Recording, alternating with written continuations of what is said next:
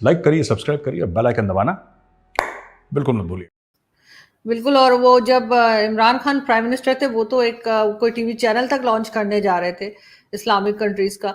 लेकिन अगर हम बात करें इमरान खान की, तो किस तरह देखते हैं आप? शहबाज गिल अरेस्ट हुए हैं और जिस तरह का स्टेटमेंट उनका था फौज के खिलाफ, और जो कहना था चाहिए कि जो जूनियर होते हैं अपने सीनियर्स का हुक्म ना माने, इस तरह की बात उन्होंने की टीवी पे बैठ के। कैसे देखते हैं आप इस सबको? देखिए आरजू जी, पहली बात तो बड़ा घटिया स्टेटमेंट है। ठीक है, बहुत ही घटिया स्टेटमेंट है और सिर्फ एक घटिया दिमाग और एक घटिया आदमी ऐसी बात कर सकता है। ठीक है, अगर ये बात शहबाज गिल के मुंह से निकली है तो वो घटिया है, और अगर इमरान खान ने स्क्रिप्ट निकाली है तो वो घटिया है। ठीक है, पाकिस्तानी फौज हमारी दुश्मन है, और अगर हमें पाकिस्तानी फौजी सामने मिले तो हम उसको गोली मार देंगे, और जाहिर सी बात है अगर हम उसको सामने मिल गए तो वो हमें गोली मार देगा। लेकिन दुश्मनी में एक शराफत होनी चाहिए। ठीक है, दुश्मनी में एक शराफत होनी चाहिए। इंडियन आर्मी इस चीज का विश्वास करती है और इस चीज पर भरोसा रखती है। आप एक बात बताइए, कारगिल में जब पाकिस्तानी फौजी जो मारे गए थे, हमने उनको दफनाया था। हमसे मेरा मतलब है इंडियन आर्मी ने। मैं तो था नहीं कारगिल में, कारगिल की लड़ाई में, क्योंकि कारगिल की लड़ाई बहुत छोटी लड़ाई थी। 60, 70, 80 हजार लोग उसमें हमारी तरफ से इन्वॉल्व थे, 60, 70, 80 थाउजेंड, और इंडियन आर्मी तो 13 लाख की है ना। तो आरजू जी, बात यह है कि जो हमने देखा है कि कारगिल वॉर में हमने दफनाए पाकिस्तानी सोल्जर, जब हम दुश्मन होके उन पाकिस्तानी फौजियों को इज्जत दे सकते हैं जिनको हमने खुद मारा है, और हम ये कह सकते हैं कि हम आपको इज्जत दे रहे हैं क्योंकि आपने इज्जत से लड़ाई लड़ी। There was honour in the way you fought, there was bravery in the way you fought, and while we disagree with you and while we'll shoot and kill each other, right, but soldier to जी। Soldier एक mutual respect होती है। इन लोगों ने वो भी नहीं रखी, पीटीआई वालों ने। इन लोगों ने बोल दिया कि उस हेलीकॉप्टर, अच्छा हुआ हेलीकॉप्टर क्रैश हो गया, अच्छा हुआ 6 लोग मर गए, अगर उसमें बाजवा साहब होते तो कितना मजा। इन लोगों ने ऐसी उल्टी सीधी बातें करी हैं। तो चाहे वो शहबाज गिल है जो ये कह रहा है कि साहब नीचे वाले रैंक को ऊपर वाले के कहना फौज ऐसे चलती है, इनको बड़ी गलतफहमी है। आरजू जी, मैं as an Indian army officer आपको एक बात बता दूं, आपकी जी। फौज में लाख लाख कमियां होंगी, पाकिस्तानी आर्मी की बात कर रहा हूं, लेकिन पाकिस्तान का वजूद तभी तक है जब तक पाकिस्तानी फौज का वजूद है। ये इमरान खान को बहुत अपने बारे में गलत फहमी हो गई है कि मैं खुदा हूं, ठीक है, और कोई नया पैगंबर आ गया इस दुनिया में कि इमरान खान बोलेंगे तो फिर समुद्र के रास्ते बिल्कुल बीच में से फट जाएंगे और लोग चले जाएंगे। कि मोजेस वाला मामला जो करने के चक्कर में है, ये इनको बहुत बड़ी गलत फहमी है। ठीक है, the Pakistani army, it is because of the Pakistani army that Pakistan is existing today. और 10 गलतियां हैं आपकी फौज की, मार्शल लॉ की गलतियां हैं, सीनियर ऑफिसर्स में करप्शन की भी बातें हैं, 10 चीजें हैं, मैं मना नहीं कर रहा। ठीक है, और दोबारा जंग होगी तो इंडियन आर्मी और पाकिस्तानी आर्मी दोबारा एक दूसरे को मारेंगे सरहद पे, वो अपनी तरफ से, हम अपनी तरफ से। लेकिन fact of the matter is, ये कोई बात झुटला नहीं सकता कि the Pakistani army is the glue that binds Pakistan together. ठीक है, देखिए हमें तो बड़ी खुशी होती है जब इमरान खान और ये सब ऐसा करते हैं पाकिस्तानी फौज के खिलाफ, तो इंडिया में काफी लोग बड़े मजे लेते हैं और वी रियली एंजॉय इट, क्योंकि ये बंदा हमारा काम कर रहा है। लेकिन हम भी जब दोस्ती करें ना, या हम भी बोलें कि पाकिस्तान में कोई अगर हो जो हमारा काम कर रहा हो, तो अगर कोई हमारा साथी हो तो शेर तो हो कम से कम। ये लोमड़ी हैं ये लोग।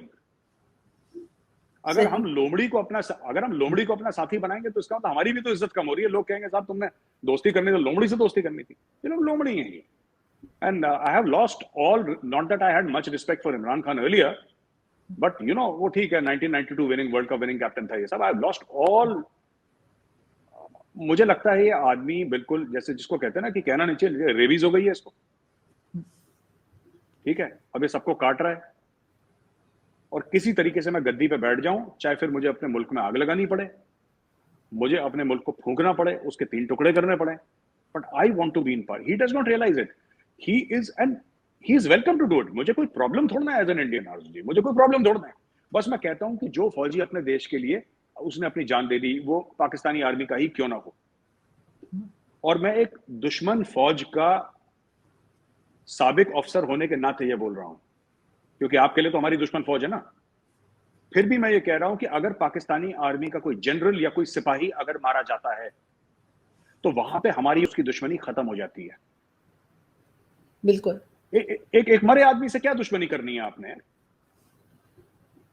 तो ये लोग क्योंकि ये मरे हुए आदमी से दुश्मनी करते हैं ये लोग। क्योंकि पहले भी पाकिस्तान आर्मी के खिलाफ जो है पॉलिटिशियंस जिसको भी निकाला जाए वो बोला करते थे, लेकिन इस लेवल पे बात हमने कभी सुनी नहीं जो अब इमरान खान और उनकी पार्टी के लोग कर रहे हैं, और खास तौर पे शहबाज गिल। नहीं आरजू जी, देखिए दो चीजें हैं। नवाज शरीफ ने भी खूब गाली दी है पाकिस्तानी फौज को, जरदारी ने भी खूब गालियां दी पाकिस्तान। आप दें गाली पाकिस्तानी फौज को ना, that is your internal matter, वो पाकिस्तानियों का अंदर का मसला। I have no opinion on this.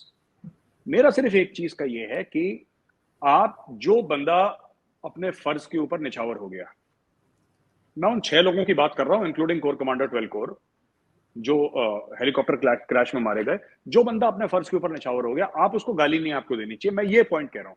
बाकी आपको पाकिस्तानी फौज को अंदर से कमजोर करना है नहीं करना है वो आपका हेडेक है, आप रोज करो अंदर से कमजोर।